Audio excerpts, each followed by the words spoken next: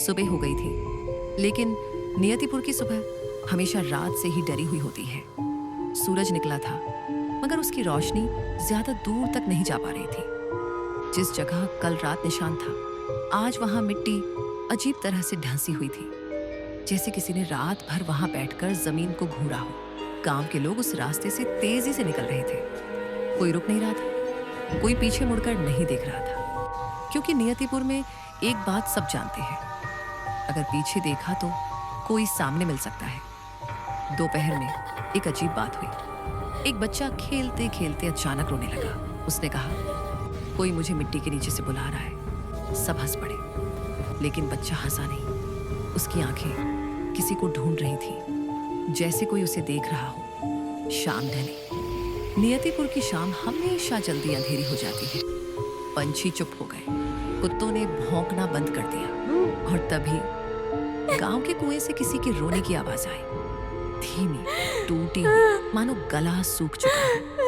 कोई कुएं के पास नहीं गया, क्योंकि बुजुर्गों ने कहा था, अगर कुआं रात में रोए तो सुबह कोई नहीं मिलता। 11:47 आर्यन की नींद खुल गई। कमरे में ठंड बढ़ रही थी, उसकी सांस भाप बनकर निकल रही थी। फर्श पर गीले पैरों के निशान थे। निशान खिड़की की तरफ जा रहे थे और वहीं रुक गए। खिड़की के बाहर कोई खड़ा था।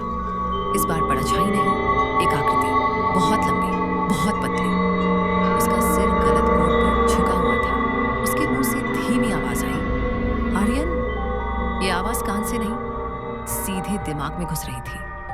आर्यन हिल नहीं पाया। आकृति ने धीरे से अपना हाथ उठाया।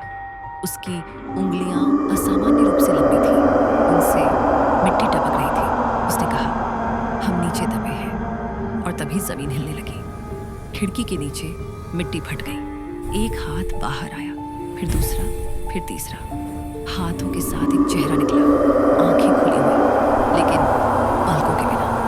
मंदिर के घंटे अपने आप 3 बार बजे, टिन टिन टिन। पूरे गांव में एक साथ दरवाजे जोर से बंद हो गए। कुत्ते चीखने लगे, फिर एक एक करके चुप हो गए। सुबह हुई। नियतिपुर फिर शांत था। खिड़की के नीचे कोई निशान नहीं था, कोई हाथ नहीं था, सिर्फ मिट्टी में गहराई से खुदा हुआ वाक्य। जो रात में सुनता है, वह सुबह अपनी आवाज नहीं पहचान पाता।